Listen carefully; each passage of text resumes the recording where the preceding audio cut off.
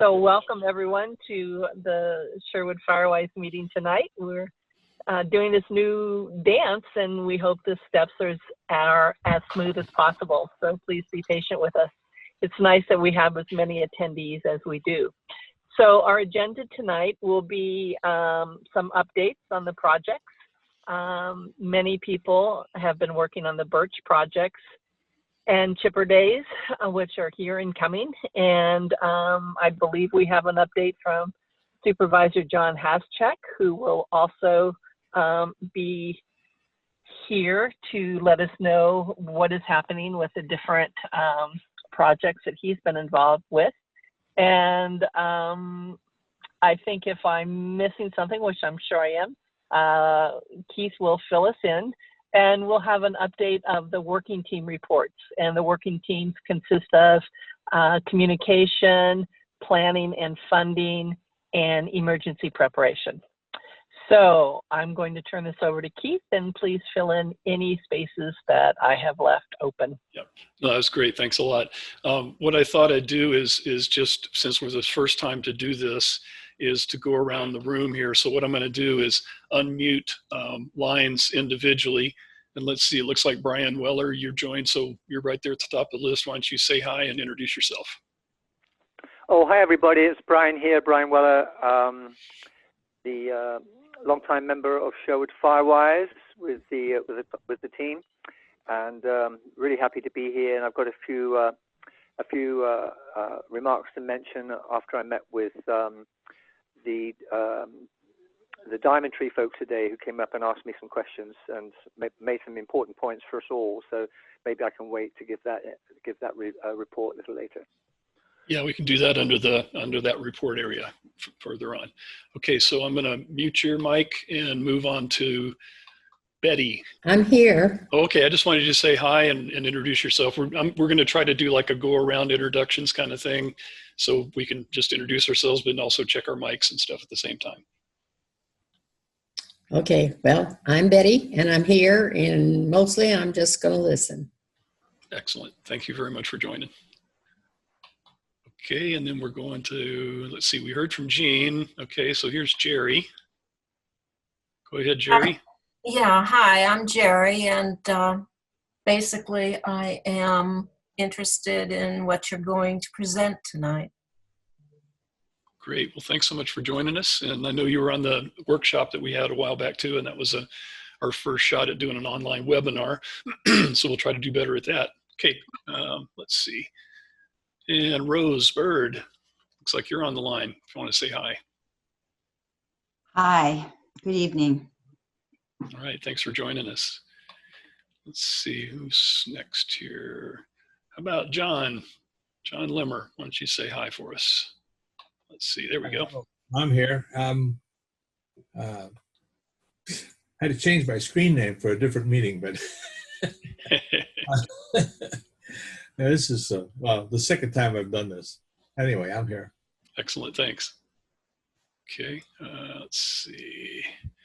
And how about Kathleen and Brian? Kathleen Ferri-Taylor. Let's see if I can unmute those guys. The unmute button is not working.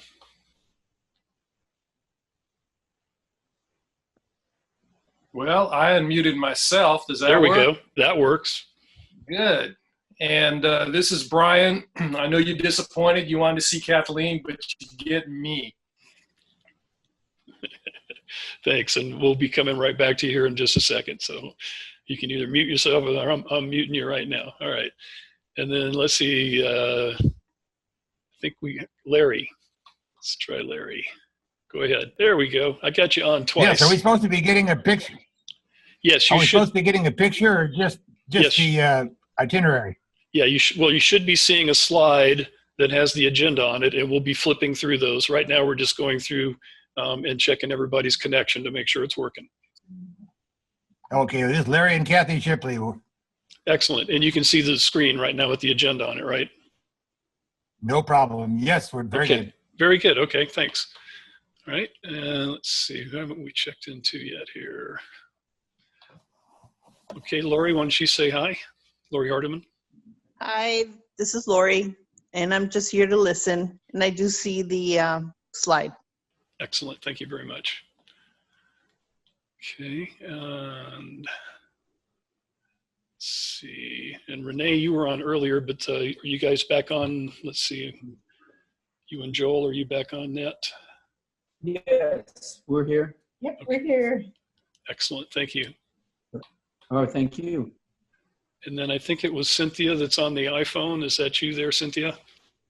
Sure is. Thanks. Cynthia Carney. All right. Okay. Who did I miss? Who is iPhone 2? iPhone 2. I can hear you. Oh, just muted. Okay. I think that's me. Okay, good. We Yeah. got you twice there. And then Sasha, you were on earlier as well. Let's see. Are you still there, Sasha? Yeah, can you guys hear me? Yes. Hello, I'm just here to listen. Cool. Okay, well, I don't know if I missed anybody. I'm looking again. Nope, looks like it. Okay. All right, so let's go back to the slides. If I can do that. This is my first time for all of this stuff too. Okay, so I thought what I'd start off with is a overview of the Sherwood Firewise programs for 2020. This is part of our slideshow we did on the March 28th webinar, which we have a link to. It's on our YouTube channel now. Sherwood Firewise has a YouTube channel, so that video is on there. The program we're going to talk a lot about tonight is the Fire Safe Council Fire Preparedness. That's a project that we're part of, the Mendocino County Fire Safe Council. It's a California Fire Safe Council overall statewide program. And we're going to have Ferri-Taylor and Brian Weller tell us a little bit more about that. But it basically involves roadside fuel reduction, going on the roadsides and cleaning the easements. And then chipper days in the future, when we can get back together again, is get materials from our defensible space, bring it out to the curb and have that chipped. And we can talk about how we can work even with the essential work restrictions we have. And then we've also got another grant, Firewise grant, that Brian will talk a little bit. Another program that we got funded for is the North Coast Opportunities EPIC program. That's going to allow us to hire an events coordinator. And we have a couple of events, several with the Fire Safe Council events and the Fire Safe Expo, which we did last year. But we're going to have to sort of wait on future to figure out when we're going to hold our event. We also got a CAL FIRE grant, so we'll be talking about that tonight. This is going to be all of Sherwood Road and portions of Ridge, Blue Lake, and Timber Roads. And this is roadside fuel reduction work. Let's see, somebody's feeding back in there. Sounds like maybe this one. Let's try that. There we go. And then lastly, Community Foundation grant, and this is to come up with some funding to do the maintenance on our emergency access routes. And Supervisor Haschak will be joining us after 7 o'clock. He's in a meeting until 7, so he'll be joining us in a little while. Okay, so right now I'm going to try to go to the next slide. There goes my fire. Okay, so I'd like to turn it over to Ferri-Taylor. If you can unmute yourself. Hello, Brian. There you go. I have unmuted myself. Perfect. So if you wouldn't mind just giving us the overview on the roadside fuel reduction work and then, stuff you saw happen today. I've got a couple of pictures on some slides I'll throw up here too. Yeah, so the, we won funding. Basically, the Mendocino County Fire Safe Council got a grant for fuel reduction, and they've allocated $70,000 to Brooktrails. The project in the Birch neighborhoods has started. Birch Street from Sherwood down to the Park Horse parking lot, and then today they were doing Birch Drive, I believe it is. Brian Weller knows for sure.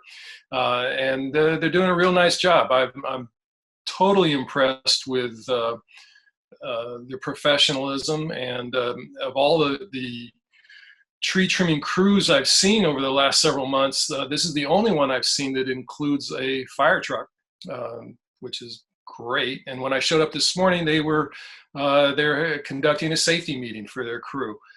So they're really staying on top of it, and they clean up real nice. There's not any debris laying around.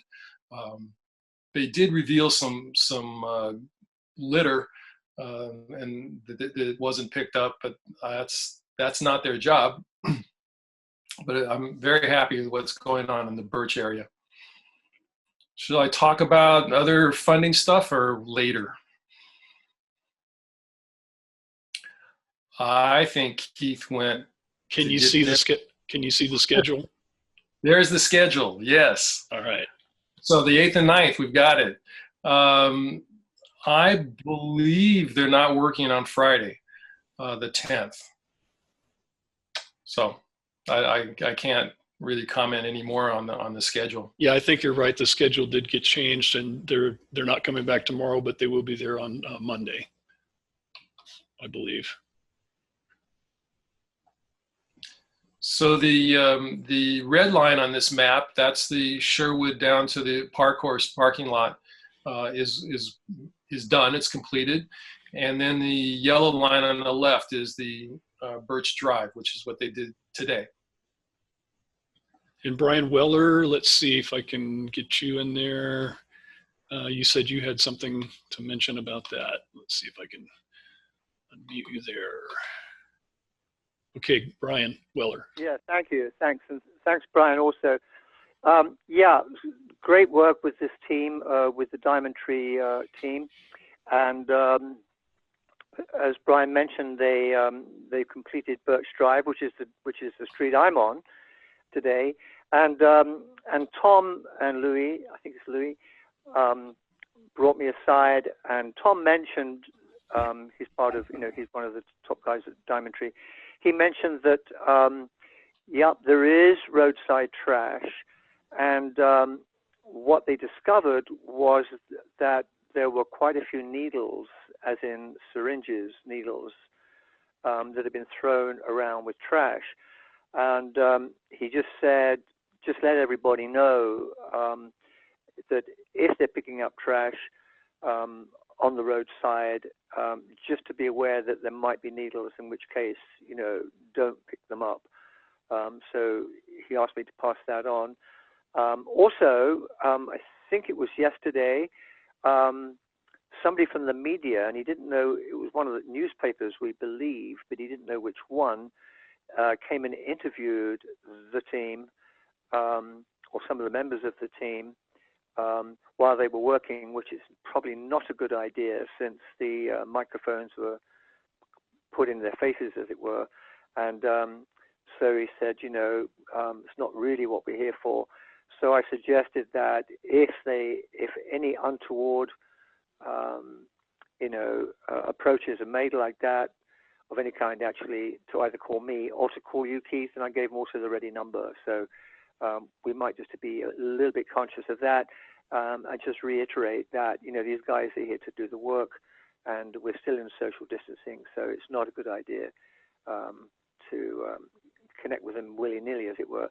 The other thing they mentioned, and I also reiterated, confirmed, that as they work through the Birch neighborhood, it's important, if anyone's here from the neighborhood, other than myself, that any vehicles should be off the road, if possible, because that's where they're bringing down their equipment, like that. So Birch Road, I believe they'll be doing tomorrow, and then I think it'll be the Birch Terrace, and then working up to Place and so on, Lane, after that. So it looks like they're doing good work.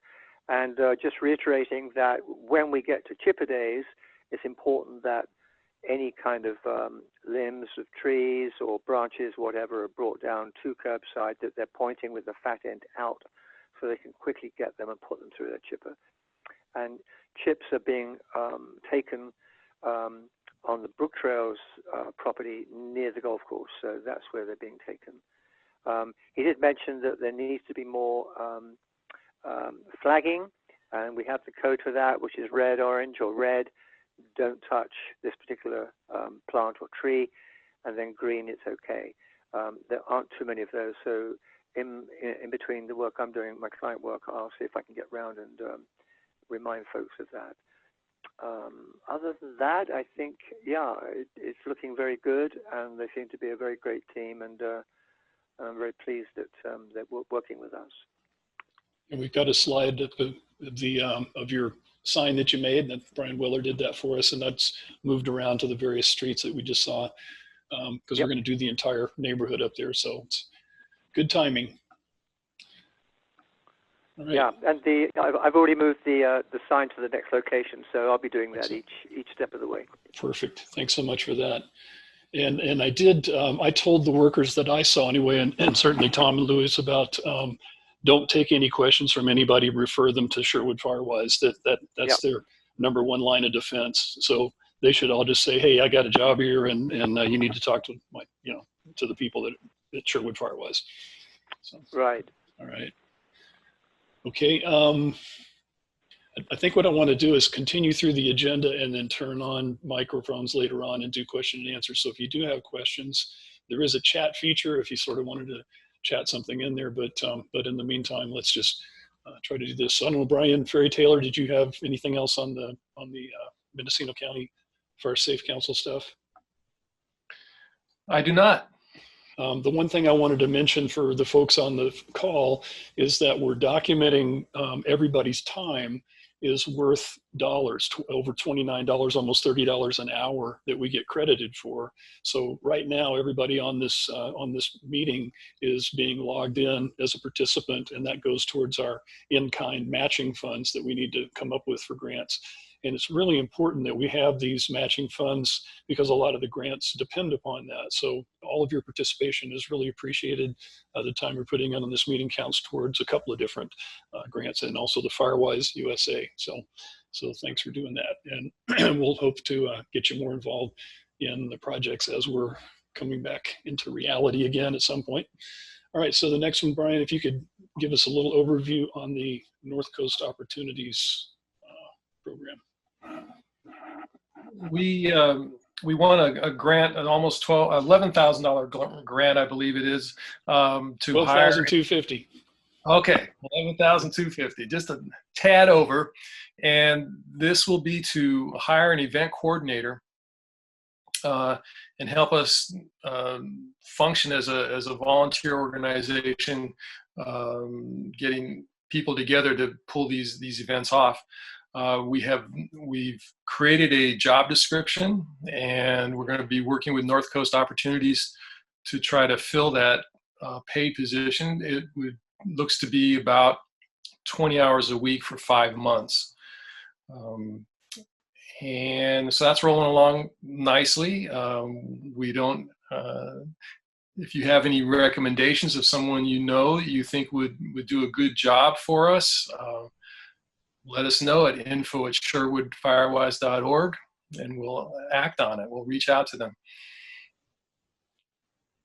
And I'll just offer up too that Krista Pickens, who's on the steering group, has good background in human resources and compliance kinds of things. So she's volunteered to help out with the North Coast Opportunities in the job description, and also the advertising, interviewing, and hiring processes, to make sure, because North Coast Opportunities is actually going to be the entity that's paying this person.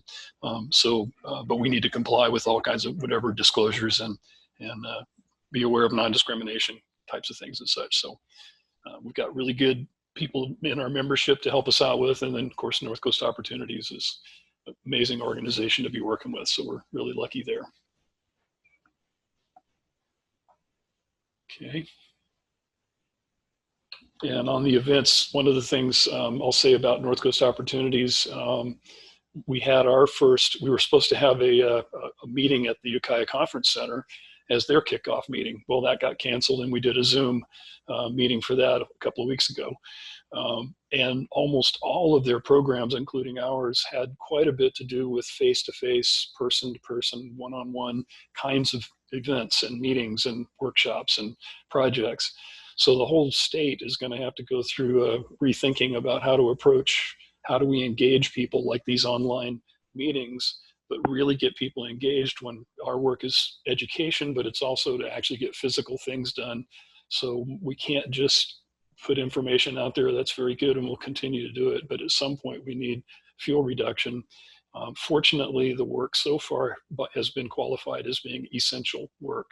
So the professional crews at the Diamond Tree Service have been able to continue their work, and as well as anybody individually on your own property, if you want to do work outside like that, that's considered essential work, and including paying other professional people to do that. So there are some exemptions, of course, always maintaining the safety of the 10-foot distance and wearing masks and such, but fire season is going to come for us regardless of what happens with the virus. So whatever we can do, and fortunately we have some professional crews working for us.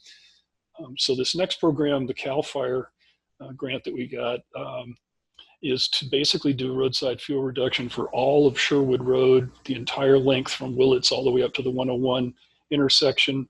It also includes roadside fuel clearing along portions of Ridge Road, Blue Lake Road, and Timber Roads. And I've got a map I'll pull up here in a second to show you where those run. Basically, this is it's going to be a 2 or 3 year program, so it's going to be a while in the making.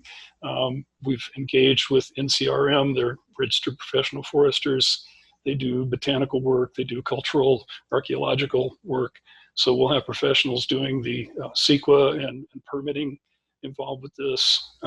CAL FIRE has already told us they can provide crews to perform some, if not all of the work. We might still need to hire some other professionals, but right now CAL FIRE says they want to do the work. If we want to go beyond the public right-of-way, in some places there are trees and bushes just across a fence, or some barbed wire along Sherwood Road, for example. There's some places where there's quite a bit of brush that would be cleared, but it's right along the fence line. So we're going to want to deal with the landowners in those areas where we need something that's not clearly in the public right-of-way to make sure we can get access to clear vegetation. The whole point of this is for fire risk reduction. And so, however, we also need to look at all the biological and botanical and cultural and other things that CEQA has to deal with. And so we've got funding to pay for professionals to do that work. And this is the map. I loaded it sideways because it vertically was too small to see. So I think you can figure it out. Sherwood Road's at the top there, running basically from right to left, is going from south to north. So there's Highway 101 and Sherwood Road. So Sherwood Road is red. And then the lowest red line is the Ridge Road to Blue Lake Road to Timber Road route. And that's at the top of Goose. So, the goal here is, you can see, is to have 2 routes out of Brooktrails to the north if we have to exit out the north, in the case of a fire coming up from town or coming up from the south, pushing up the hill where we can't go down Sherwood Road, but we all have to exit to the north. So that one's, that's what that map shows. Okay, and I see a couple of people have joined. Let's see, who's 459-4483? That's me, Suzanne. Hi. Hey, Suzanne. Thanks for joining us. Hi, I'm listening. Thank you. Okay, and Maria, looks like you joined us as well. Yep, that's me. All right, thanks for joining. Okay. All right, so this program, we've talked to CAL FIRE, we've talked to NCRM, we've got people starting to scope the project. It's going to take at least a year to do the kind of work that we need to do to set up for this. There's not only the CEQA work, but there's encroachment permits, traffic control, seasonal related things, coordinating with the county, also with PG&E. They're still doing some work. So the good news is it's $447,000 worth of funding to pay for vegetation management along this critical emergency access routes. And so we feel really fortunate that we were able to get that money. And then the third item, and let's see, where are we at? I was hoping to have Supervisor Haschak on the line by now. Nope. we're just wailing through this agenda here, so we'll do some questions and answers. The other program that we're working on, we got funding from the Community Foundation to devise a funding mechanism to pay for the maintenance of the emergency access routes that we lost a couple of years ago, and that was what we started the group to do. We fortunately now have, you can see on this map here, the Furco route, which is the two up towards the top right-hand corner coming from the airport, 2B and 2A. Those routes have been cleared. That's the Furco route. You see item number 3 towards the bottom. That's the Willits Creek route that runs down into Northport subdivision. We have the memorandum of understanding in place for that, and the CAL FIRE is already inspecting that route to do vegetation clearing on that this year. So CAL FIRE's already got it in their work plan to do that vegetation management along that route. And then the third route, and Supervisor Haschak can talk about it in more depth, but is to go from Primrose down to Highway 20. And you can see on this map, it's not drawn in, but there's a little squiggly line coming off of number 4, which is right in the middle towards the bottom, headed over to Exley Lane. That's an actual route that exists there. And there's another landowner there that also has agreed for access coming in, Exley Lane coming into that route. Again, these are not only exit routes, but ingress routes for emergency vehicles to get in or to come up to fight a fire if it was on that hillside or that flank. This gives them a lot more access to get in to fight a fire, to get into the subdivision, as well as gives us better egress for if we have to get out. So. And then the last thing on our list here is upcoming meetings, and we're going to do this again on May 14th. So we can talk about it here. I'm going to unmute folks and let us talk about it some. We were going to do a block party on May the 2nd and a Firewise Expo in June. Both of those are just going to have to be rescheduled when we know more about what we can do with this current virus situation. This is the link, and you should have gotten an email with this link for the webinar. We have a Sherwood Firewise YouTube channel, and so that's the link to that. And we'll email that out again. But that was a good webinar. The Fire Safe Council and Diamond Tree Services presented several slides on that. We just saw a couple of them in the slideshow tonight, but that's something that would be that you could just check out anytime you want. This event's also being recorded too, so we'll be able to link that in case you know somebody that wants to come back and listen to it. All right, so since we're running ahead of schedule and I don't see Supervisor Haschak, I'm going to unmute Doreen again because I want to hear back from what you've got to say, Doreen, and then we'll see about opening things up. Thanks, Keith. I would like to get some feedback from people as far as meeting, how frequently they would like to meet, whether now that we're doing it by teleconferencing, it certainly is easier than attending a physical location. And so I would like to know if it's still desirable to meet every month, or would they like to go to an every other month meeting by the phone, since we do have our projects kind of lined out for the summer. So can anyone else respond to that? And folks, you can unmute yourself. So if somebody does want to do that, feel free. It looks like Brian Ferri-Taylor got your mic on. Yeah, I would like to continue with the monthly meetings just because things are changing rapidly and well, not as fast as I'd like, but yeah, I'd like to check in on a monthly basis myself. Okay. And again, anybody else can unmute your own microphone. Yeah, Larry Shipley here. I'd like to meet monthly. That's what I'd like to say about that. Okay, go ahead, Larry. Yes, monthly is good for us also. Good, and certainly with our change in lifestyles, or for many people a change in lifestyles, those that could not meet in the evenings during the week now are more likely to be able to at the present time. So I guess we'll stick with monthly for the time being. So, and then the other issue that I'm wondering is people, even though it's been very rainy and chilly, certainly spring is coming quickly, and I would not be surprised that the hot weather comes just overnight and we're in summer. So would it be helpful for people to have reminders about cleaning up the area around your houses for defensible space and things like that? Or do you feel pretty well aware and knowledgeable of what needs to be done at this point? Well, I'd like to say I've organized my little neighborhood and we've gotten our property owners agreement signed. So what kind of timeline do we need to clear up our land and move the stuff to the curb? Where are we on the list of things to be cleaned up? How do I tell my neighbors what to do is what I'm asking.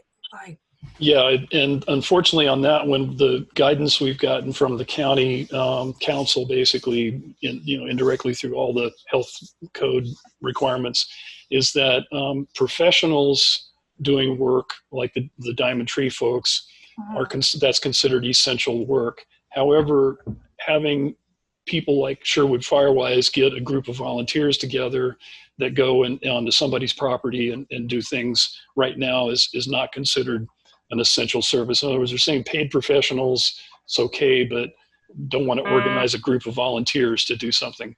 Now, anybody on their own property, you can certainly move materials to the curb yourself. If you have your family or friends or whatever, it's your individual person, or even a couple of neighbors, next door, whatever.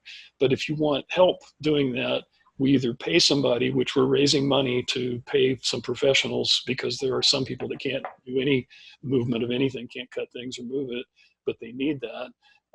Or that we can, if we get the guidance coming up, that we can organize our volunteers, that we could do a work per day and get some people there to do that, because it's really not a lot of heavy duty work. It's just, we can't get those kind of people together until we get clearance from the health department, and we don't know when that's going to happen.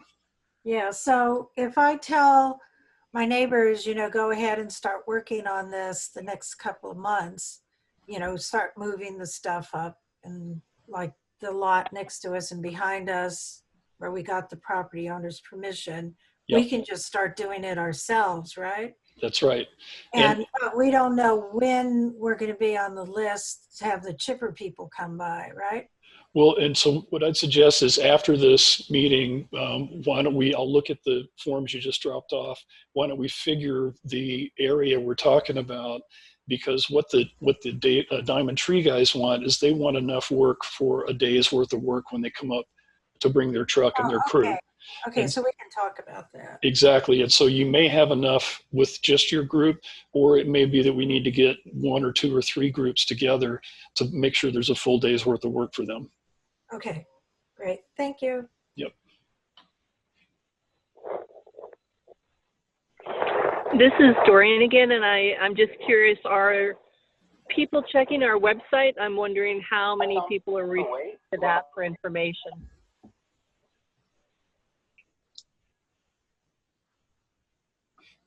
See, Barbara just joined us. Click, click, click. And again, I don't know if I can unmute everybody and we could try that, but I'm just concerned if I do it, we'll get a bunch of crazy noise. I don't know. Okay. You should be able to unmute your own microphone. If you're on the telephone, I think it's *6. But I know like right now we're getting some kind of crunchy, somebody's doing something crunchy and it looks like it's Barbara. So I'm gonna mute that. There we go.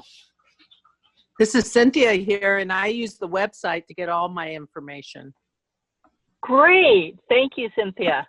I'm never sure when I post something if it's being looked at, so thank you. Oh, totally. Good. It's worth your while. Is there anything you'd like to see on it that you don't currently see on it?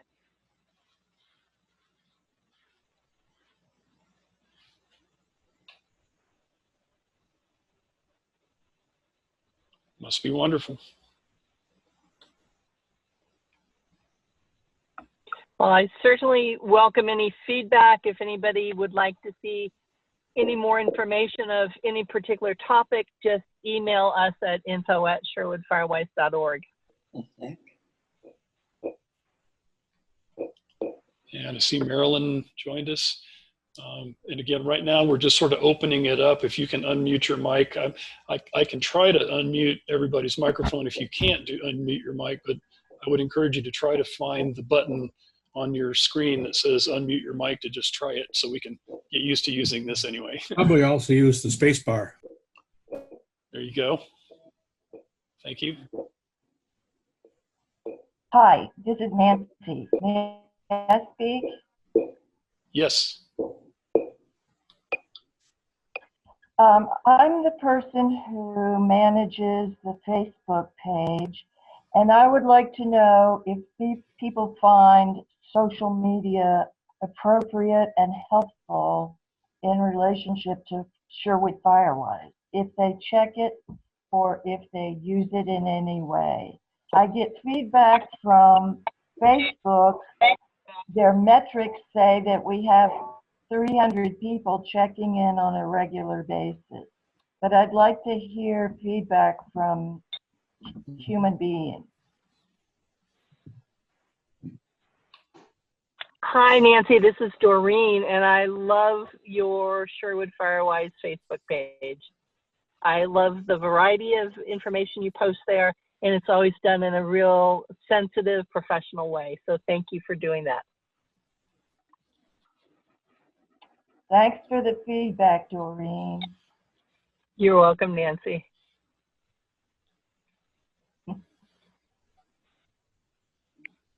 This is Sasha. Hi. I learned so much, and I became unconfused about so many things from listening to the presentation.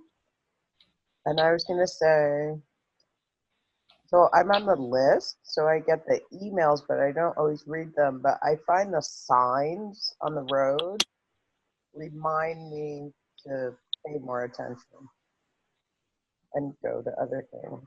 So I don't know if that's helpful. And I know, like, in my part of Brooktrails, I don't think my neighbors are really into it. So I will share with them. But I don't know if you guys have heard, like for us, it was confusing because you had the PG&E, then you see people sometimes cutting trees into it. It's very confusing. Yeah. And I haven't felt informed, but just listening to you guys for that 15 minutes, I understand what's happening now, right? Like, but generally, if you're not, it's just like you're being encroached upon and confused. And like I said, the signs on the road actually remind me that there's a source where I can understand what's happening, if that makes sense. Yeah. What neighborhood do you live in, Sasha? I live in the Cedars. Okay. Yeah, and there are I'm not elderly, but most of my neighbors are. Mm-hmm. I don't know if it impacts anything. But like what actually, so I saw the sign about the I saw the sign in the book, and I really didn't understand what it meant. But then when I saw the email, I read the email, and then I said, let me listen to something. I'm much more informed and like wrapped around what's happening. Thank you.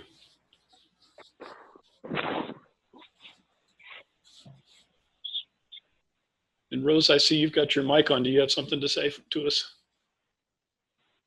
Oh, can I ask a question? Yes, please. Is this a time to, okay, so in regards to the CAL FIRE Sherwood Corridor program, is that going to be all the way from Sherwood Ranch to 101? It's going to be from Sherwood Road all the way to 101. It doesn't go out it goes out the Laytonville side and not the Sherwood Ranch side. So I've got the map up on the screen if you're looking at a computer screen. Oh, so it's going to go from the shortcut to Laytonville, that point, to 101 to Willits. Is that correct? That's right. So that whole red line there is Sherwood Road, where it starts at Main Street and Willits and goes all the way up to 101. Because that's been designated our official evacuation route. I mean, that right now, that's our only official evacuation route. Now you can see some yellow lines on there too, and those are the reopened third or secondary, we're calling them emergency access routes. So if we're going to the south, for people that we're saying something's coming from the north or coming up over the ridge and we have to go south into town, what the plan is that both lanes of Sherwood Road would be used for evacuating people, and fire trucks and apparatus could come up those other emergency access routes to come up by the airport or come up from Highway 20 or come up from Willits up to sewer easement, that kind of thing, so they could get access to the subdivision without blocking Sherwood Road. The other end of it is if the fire's coming up from City of Willits and coming up the hill into Brooktrails, people are going to want to evacuate to the north. And so that's where we're looking at clearing the ridge line, which is Ridge, Blue Lake and Timber, and then all of Sherwood Road, and maybe doing some work. One of the things I'm hoping is the county is going to help widen some places along Sherwood Road, especially up where it gets really windy towards the north end, because any kind of oncoming traffic with people with like they have large animals, so somebody with large trailers, something like that could block that road pretty easily. So there's some road work that needs to be done, but at least if we can get the vegetation cleared back, that'll help, you know, clear the visibility. But I think there's going to need to be some actual road work done, and hopefully the county will come in while we're doing this project and do that too. Thank you.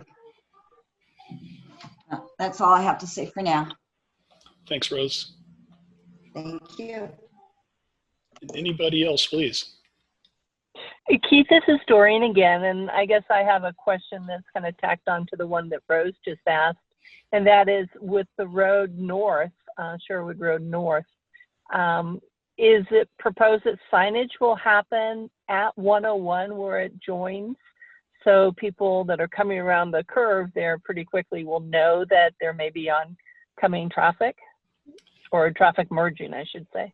Yeah, and that was something when we did the evacuation planning effort that we made note of, and that's in the supervisor's report. So it went right into the county records. John Haschak, Supervisor Haschak, again, has worked on that and met with the county about doing some better visibility at that spot. But what we're hoping is that this project is going to trigger several things: signage along the roads, some road work on the roads, as well as some road intersection work up there where it does come into Highway 101, maybe even a flashing light. I mean, there's been a couple of discussions about what to do, because that's going to be a real key traffic point there if there is a disaster where everybody's headed north. And there'll need to be some staging areas along the way, because not everybody wants to sit there and wait in a line to go down that windy road to get onto that highway. So we may get some of those temporary refuge area pull-out areas we've been talking about. And so it's like a nuanced kind of thing where we've got this good amount of funding to do the vegetation work. And part of that is the county asked us to do that, and we did it for them. So now we can go to the county and ask them, can you help us by doing a little bit more? You know, and so that's one of the things we need is signage, and also traffic control at major intersections like that. Mm-hmm. And as far as staging areas or assembly points for people with some of the large fields, is the county going to take the lead in getting approval from the different landowners, or how do you see that happening? Yeah, when we got the grant application approved, the first meeting we had with CAL FIRE representatives, they brought up temporary refuge arees. As part of the plan, they said that there are several areas they could use for staging, because for that very reason that there's no reason to evacuate beyond getting into a safe place. You know, and so they're totally into helping us with that. As CAL FIRE, plus the county wants to do that as well. So again, this is that kind of opportunity where we may be looking at several temporary refuge areas along the way, certainly some pullouts for traffic control kinds of things, and maybe some wider road sections where it gets really windy. And those are some fairly major improvements, but they're the kind of thing that CAL FIRE wants to see happen as well as the county. Hey, Keith. Good. Keith? Yep. Yeah, Brian Weller here. I know in the early stages when we were looking at the North Sherwood route up to 101, and I think we had conversations about, you know, if there was an evacuation, God forbid, at night when it's very dark, there's no lighting along there. And because that road is that road quote track is wide at some points, but gets very narrow, particularly when it winds down, as we know, to 101. The need to have markers on the side of the road which are light reflective, and I don't know whether we put that in the scope, but it's always been in the back of my mind that we need to really see if we can get that organized through the county as a county road. Because at night it's going to be tricky, and also in summertime and so on, very dusty, as we've known when we've driven that road. So getting reflective signs that are markers, as it were, on each side staggered along that road, which is quite a big operation, but I think it's going to be very, very important to avoid people getting to the edge or slipping over embankments, because that could screw up the entire evacuation. Yeah, and in addition to that, there's been discussion about putting up the actual evacuation placard, since it is an official evacuation route.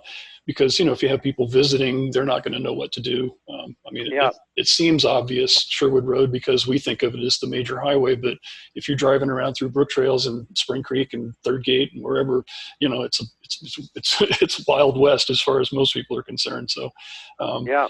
So better signage, more reflection, you know, wider roads, better visibility, all those things are, and maybe even some road surface control. That goes to the unpaved portion of Sherwood Road, which is in that Eel River watershed, which there's funding to pay for improvements to roads that empty into the Eel River. So there may be a way, again, as part of this project, for us to leverage what we're doing with the vegetation management to get these several things we're talking about while this project is happening. So it's definitely, the county is very supportive. We're sort of leading the charge to set this process up so that others can do something similar in their areas. So we have a lot of support to do things, and we ought to use every bit of it we can while we have it. Yeah, do you happen to know if the reflective markers for roadside, has that been included in the scope as yet? I'm not sure if it has. Well, that's the County of Transportation Department, and that goes along with their standards on what an evacuation route is. So it's beyond the scope of the CAL FIRE project, but it's part of the county standard on the one-way in, one-way out evacuation route. And so they know that they need to do those things. Now, when that'll happen is another story, but that this is part of this funding mechanism that we're doing for the county service area. You know, there's things like that that will help to make these kind of things happen. Thanks.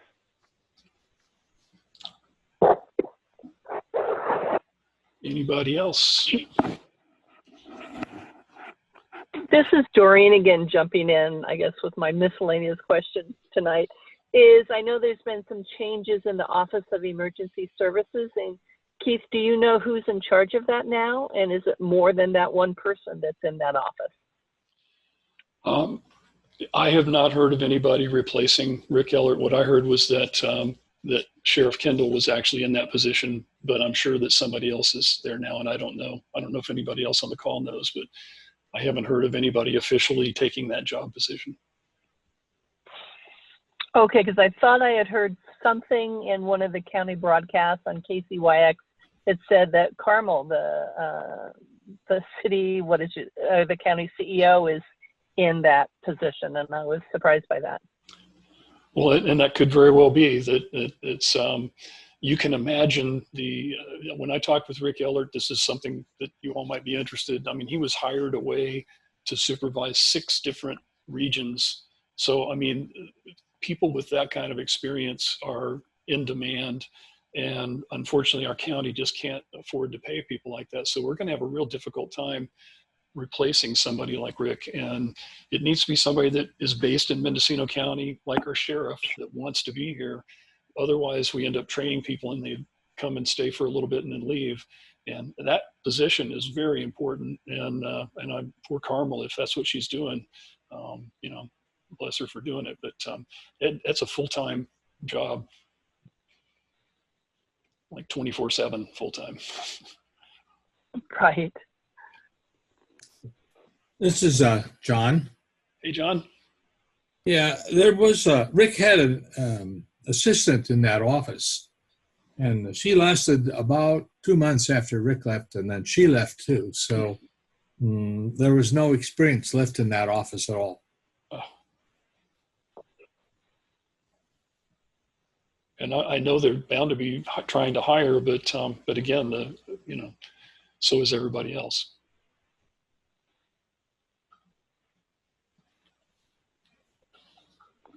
Okay.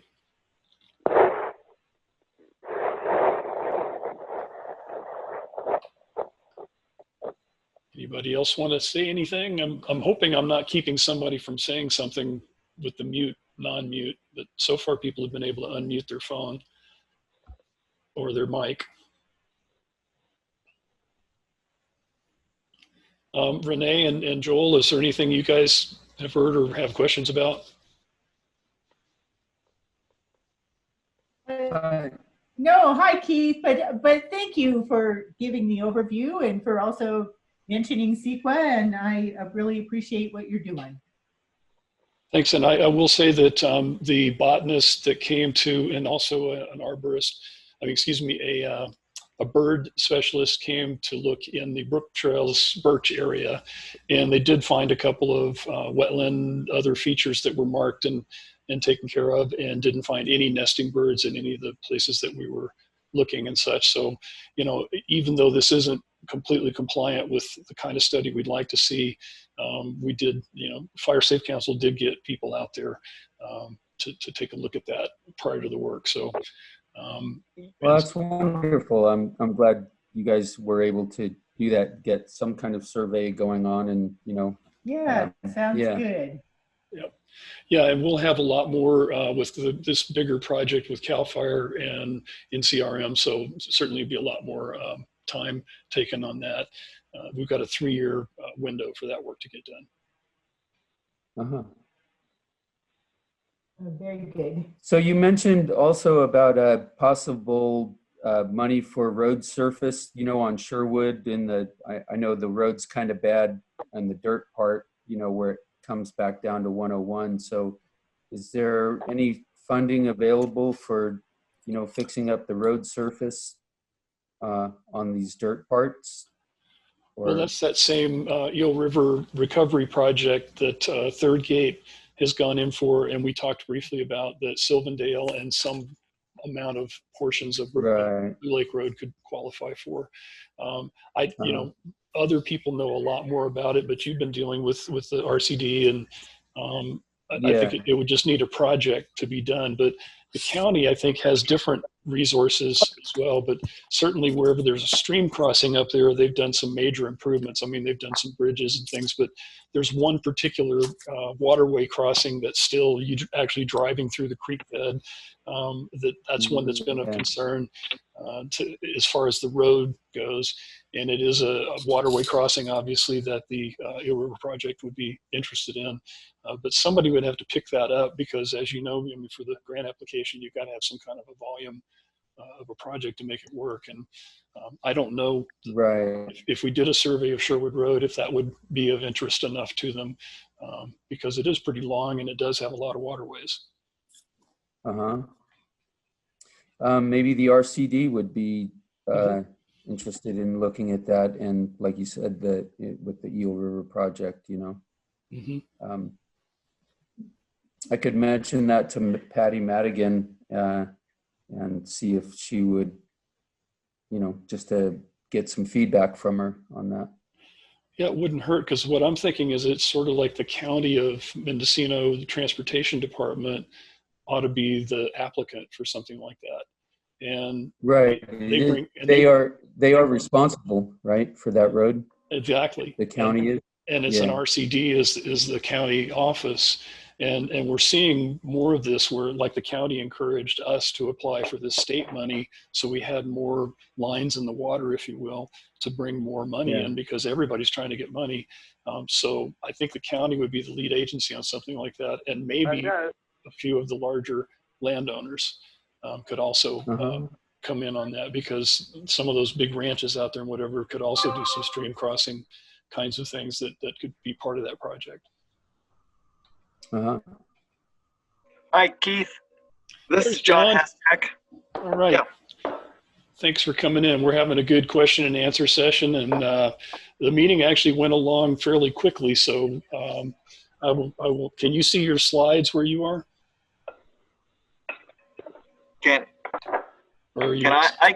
I can see the slide of Brooktrails Township. Oh yeah. Okay, so I'm going to flip down to this one here, because the thing that we talked about earlier that was great is I wanted you to announce your latest development in emergency access routes. Well, I've been working on this route number 4 and 3 going. Number 3 is the Willage Creek Trail, and I talked to the regional chief of CAL FIRE, George Gonzalez, this morning, and he said that a crew has gone out and looked at that, the Willage Creek Trail, number 3 there, and that they'll report back in a week and a half or 2 to him.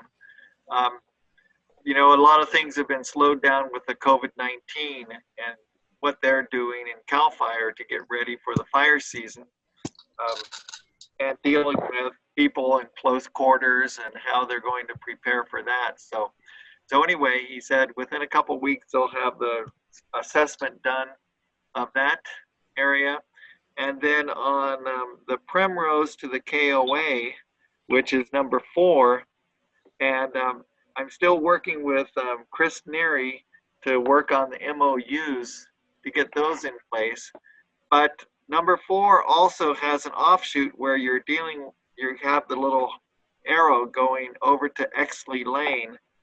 And I've been talking with Margot Harwood, who owns a lot of that property, that there's a road that connects the Road 4 with Exley Lane.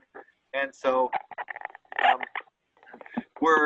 she is very amenable to signing an MOU and having work done to make it safe for everyone. And so she lives up on Poppy. So that's looking good and positive. Let's see. Dave Dix is a new battalion chief. We were working with Todd Patton out of Howard Forest, but he retired. So Dave Dix is a new battalion chief. And when I was talking to George Gonzalez today, who is Dave Dix's boss, he said that this work, the vegetation management in the Sherwood Road area is their unit priority. And so even though we've got this COVID-19 crisis and everything else going on, that it's one of the governor's top 3 priorities. And so for CAL FIRE, they're still considering it their number 1, which is good news. And let's see.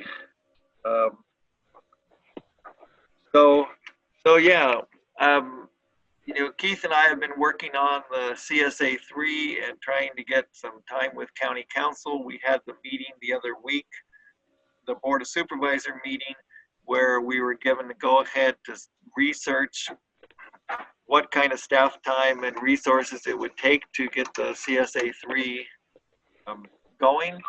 And so, I think the board was very impressed that we had all this pro bono time from the Holly Wagonette, what's her last name? Roberson. Roberson's law firm over there in Sacramento, and so they're very impressed with that, and that we got the Community Foundation grant. So it's just a matter of getting some of our county council time, because he is working night and day on, you know, the COVID-19 and the public health officer's orders and everything like that. So hopefully that will ease up, and we'll get some time, and we'll be able to keep moving forward. So I think that it's still on the, you know, front burner of CAL FIRE, and that's good news. And so I hope that we can keep moving forward on this. Excellent.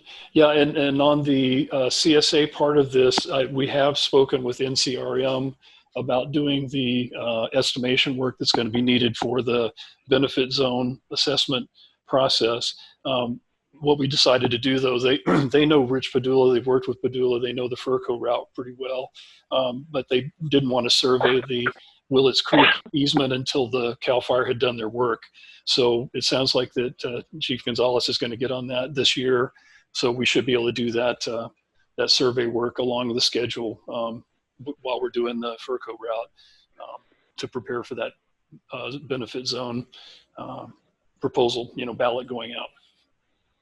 Yeah, and I also talked to Chris Neary about the Birch properties that Rich Padula owns, and he's still trying to get a hold of Rich to get his okay. So perfect. Yeah, so that's where we are with that. Excellent. Yeah. And NCRM also works with Rich Padula as well, so they said they would also put in the word. So I think he's going to hear it from more than one source.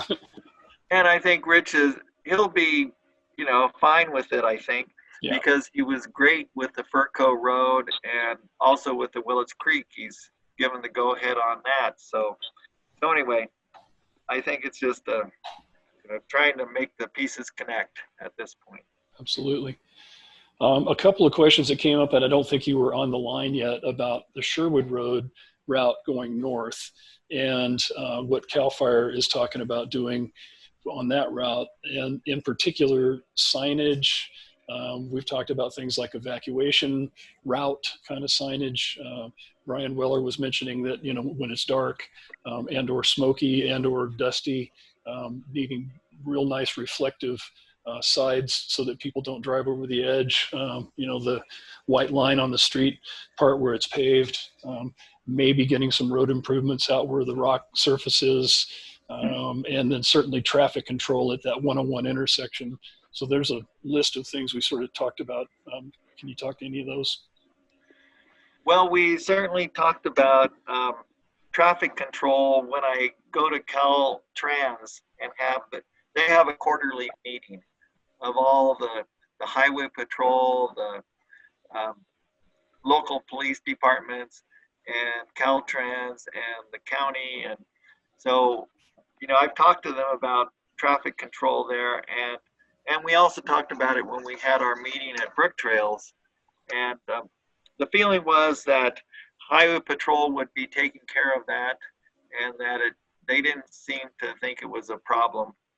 And they thought that that was a pretty easy thing to get accomplished if we're in that kind of crisis situation. Well, I think we're hoping signage.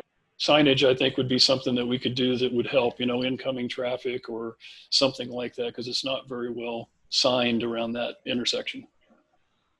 The intersection at 101 in Sherwood. Yeah. Up north. Yeah. Yeah. Okay, I'll talk to them about that. And and I'll talk to about additional evacuation route signage with Howard DeShiel, who's the director of transportation for the county. Hey, Keith. Yeah, go ahead. Yeah. Oh, hi, John. It's Brian here, Brian Weller. Hi, Brian. Hey there. Thanks for coming on, by the way, and thanks for keeping on top of all this. We all appreciate your work so much. A question that I know we raised some time back about the skunk train route. and that there had been some fires from the rolling stock onto the side of the by the side of the rail there.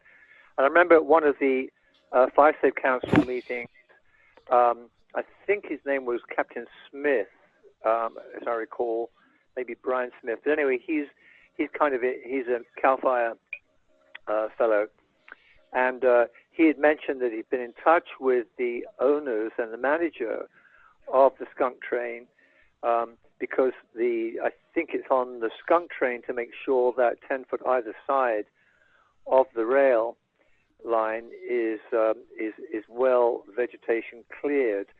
And I know he'd had some difficulty getting them to act on it, and that he will be taking that up. Now, this is going back last year sometime, and I wondered if you've had any conversations, or if you have any information on that, because we've had a fire, as you know, coming up from the skunk train up into Brooktrails. That was over a year back, and so as we come into fire season, this is, I think, going to be something not to forget, keep our focus on. So do you have any thoughts on that, or maybe there's a forward action we could take? Yeah, the last I heard was from Todd Patton, and he said that I think they were doubling the width of the clearance around the tracks, and they were going from 10 to 20 feet. And I thought they had done that last year, and he was very happy with the results. And so I will check and see if they're doing it again this year to that extended width. So yeah, it is on the skunk train. I don't even know if the skunk train's running right now, but it certainly, hopefully, will be by the time fire season really kicks in. So I will check on that too. Thanks for bringing that up, Brian. Sure. All right. And anybody else have any questions for Supervisor Haschak?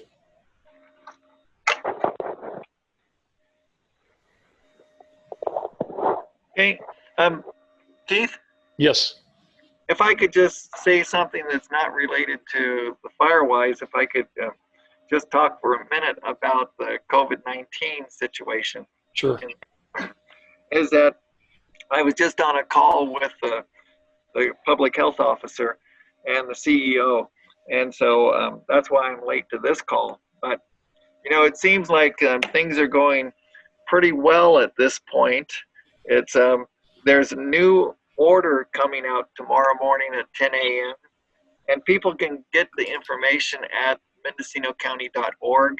There's a very easy, user-friendly link for coronavirus up at the top, and then they can sign up for notifications, and that's very easy to do, and you can get the latest orders and guidances and everything. Certainly there's a lot of concern about people going to the grocery store and not masking up, but at this point it's just a guidance. It's not an order that they have to do that, but we certainly want people to be as careful and considerate and concerned about all of our community. And so really when you mask up, you're helping out your other people, not just yourself. And let's see. And so we've had 4 cases of, COVID-19 in Mendocino County. And at this point, all 4 cases have recovered. And so that's very good news. They've all gone through their quarantine, their 14 days after. And so we have no active cases of COVID-19 right now in Mendocino County, but Sonoma County has 136 cases, and so Lake County just got 3 cases. And there's also this warm line. So if anyone has some mental health issues that they need to talk to someone, the county has this warm line that you can go to. So if you go to the Public Health Department's website for the county, you can call up and have someone to talk to. So And there's a call center if you have concerns about the orders or guidances or any questions about what's going on. And that's at 707-234-6052. That's 234-6052.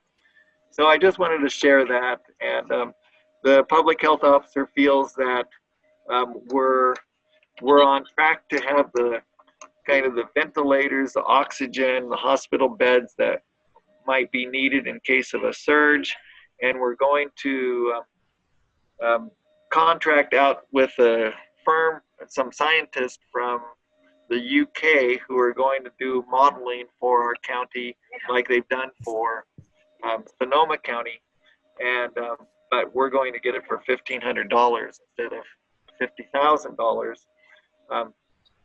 And so that will show us like when the surge will hit the county and some of that other information that the healthcare providers need. So anyway, I just wanted to share that with people. And if you have any questions, always give me a call at 972-4214 or email me at haschak@mendocinocounty.org. So thanks for letting me say that. Okay. Thank you, John, for doing that. We're all learning, you know, it's and a lot of unknowns still. So, but there's so much that we can still do. And like tonight, I really want to thank everybody for joining us in this experiment, and you know, maybe doing a lot more of it. You know, the couple of things I wanted to mention is if you're not already signed up for Safety Net, please go to our website and download the Safety Net form. It's at sherwoodfirewise.org, and send that form in, because that's the way to get your emergency notification. And if you don't yet have your reflective green and white letter address sign, also you can get information on our website about that. So these are things we can do while we're preparing for the coming fire season, and our socially distancing or physical distancing, things we can still do. Anybody else have anything to say? I'm curious about satisfaction with the meeting. Is there anything we can do to improve it for the next meeting? Any other suggestions? Because we are going to try it again next month. This is Cynthia here. I think it was really helpful. A great meeting, very informative. I really appreciate the way multiple agencies are collaborating together for the community. Do know that your work is really appreciated, you guys, and keep it up. Thanks for keeping us informed. Thank you, Cynthia. I have a couple of questions. Go for it. Is this meeting going to be recorded so we can play it back again? I got in late. Yes, it is. Great. I'll look forward to that link. And on John's comment about the 4 COVID cases, it's my understanding that there's only been about 400 people tested. The county has, what, 66 or 88,000 people in the county. So those 4 cases are only what have shown up out of the 400 or so that's been tested. Is that correct? Well, there's only been a few hundred tests, and obviously it's a problem that's nationwide about having the testing. But the public health officer is now doing surveillance testing of people, like some homeless people and people who are going to food banks, like at Plowshares in Ukiah, and they're also going to do some over in the coast. And so they're doing senior nursing facilities. And so they're looking at really trying to be strategic about the testing they have. But they haven't seen the number of like people showing up at the hospital with symptoms of coronavirus. And so you know, there's clinics doing testing, but from the several hundred that we've done so far, they've only had 4 positives. And out of the right, so that 4 people that have shown up positive is, it's so, when it's said that way, it sort of makes everybody feel like, wow, we only got 4 cases. We don't know how many cases we have. There could be 1,000 cases out there. those are only the 4 that have shown up out of the 400 that have been tested, out of the tens of thousands of people that are in the county.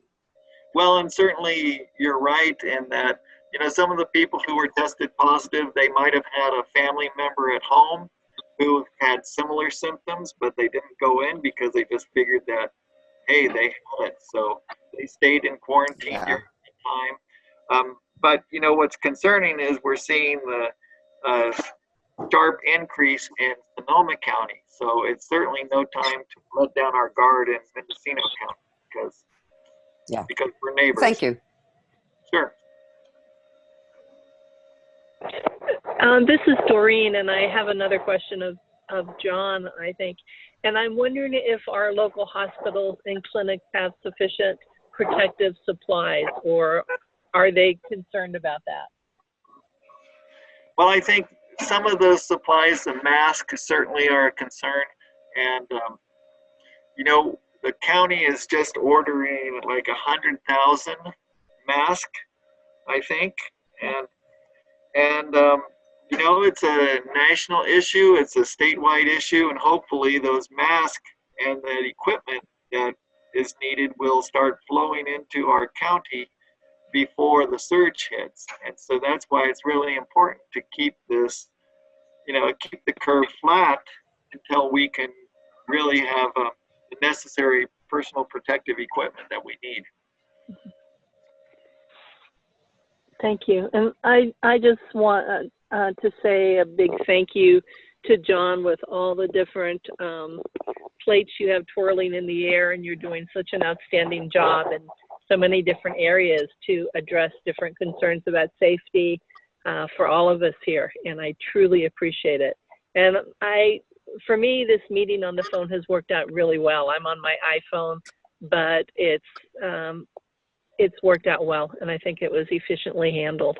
So I'm pleased we're able to do this, and I'm thankful for Keith and the other people that have pulled this together for us. Well, thank you, Doreen, and stay well. And I appreciate Keith and all your work too. So, and everyone on the team, because you have a good team, a great team. Yeah.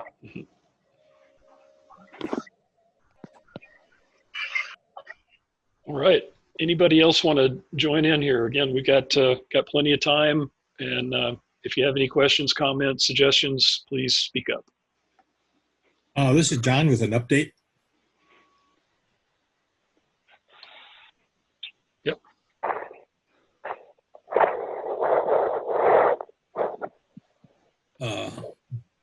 Two of us on. No, anyway, go ahead. I recalled that the person who was handling emergency the OES, the Office of Emergency Services, at the Sheriff's Office was Lieutenant Shannon Barney, whom I've interfaced with before for similar things, but he does multiple tasks taking over from OES, and that's the person that's interim in charge of OES in the county. And John Haschak, do you have any other input on that? That was the question about how's OES doing, and yeah, Lieutenant Barney is in charge of the OES, and so he's been there working constantly since this started.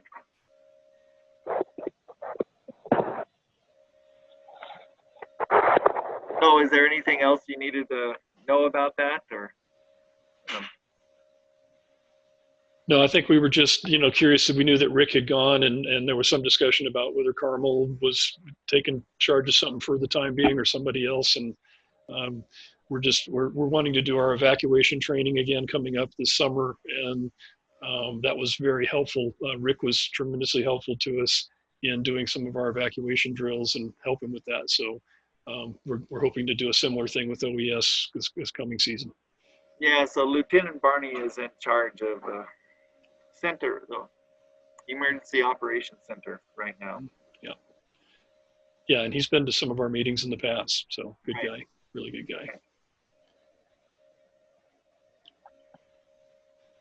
All right, anybody else? Oh, if I can just add, Keith. Please. One more thing, is that last night Senator McGuire had a town hall, and it was a telephone conference, and there's a lot of good information out there. Greta Kane wrote a synopsis of it, and it was on Facebook. She hit the main points, and I think that it's going to be, it was recorded and will be online and accessible too. So if you go to Senator McGuire's town hall, if you Google that, you should be able to get it. And I think he's going to be doing those every 2 weeks. So we have the public health officers from Lake and Mendocino counties, the CEOs, and epidemiologists from UCLA. And so there was some good information on that. And that's, there's over 800 people on the call. So there's new technologies out there, and we're trying to connect with as many people as possible. So, I'll put it on my Facebook and put it out there, trying to get word out next time he has one. Thanks.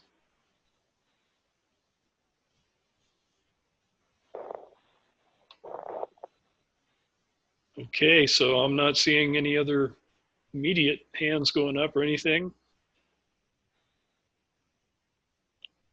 I'm thinking we probably covered things pretty well. And John, again, thank you so much for joining us. I know your schedule's really busy. And we are going to meet again May 14th. If you want to go ahead and put that in your calendar, we'll do the similar 6 to 8 time block. And then we'll just stay in touch on the, we're looking for county guidance, as we've spoken about a little bit, on what we can do with our volunteers doing work outside. We're just concerned right now that we don't want to have anybody doing anything, even if it's within 10 feet or not. It's just, better to be safe than sorry. But at some point, there will come a time when we'll want to get some of our volunteers out doing some of this brush removal. And so we need to stay coordinated on that. Right. This is Doreen. I'd just like to mention too that normally when we met in person, we were sort of able to pass the hat or pass the bag for donations, and we're not able to do that when we meet on a conference call.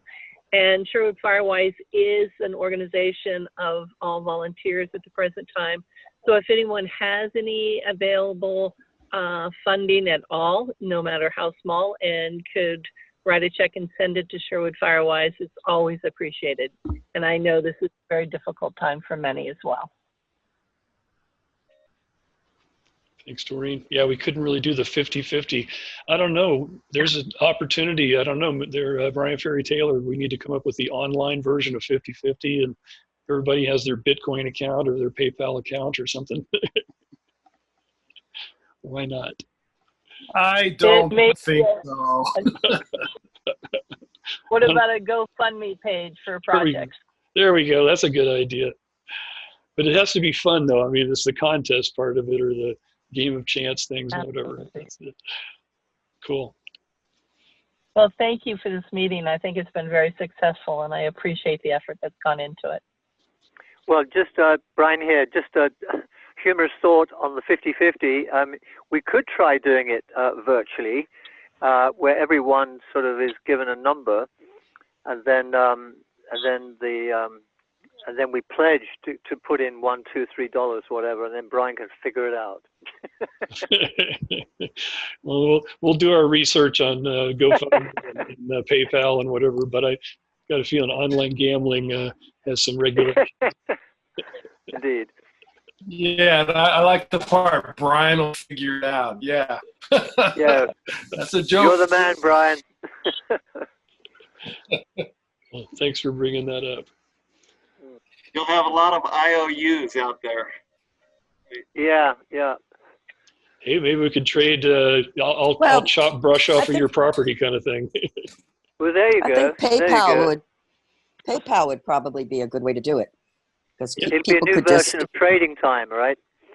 There you go. Donate money, and then half of it gets paid out to the winner. Mm-hmm. But we'd have to have the number. All right. Well, I think it's time to call it quits, everybody. What do you say? Heidi ho. Yeah, and thank you, Keith, very much for doing this, man. Thank you all. Okay, stay Thank you, safe out Keith. there. Thank you, John. All right. Night. Good night. Bye-bye. Thank you.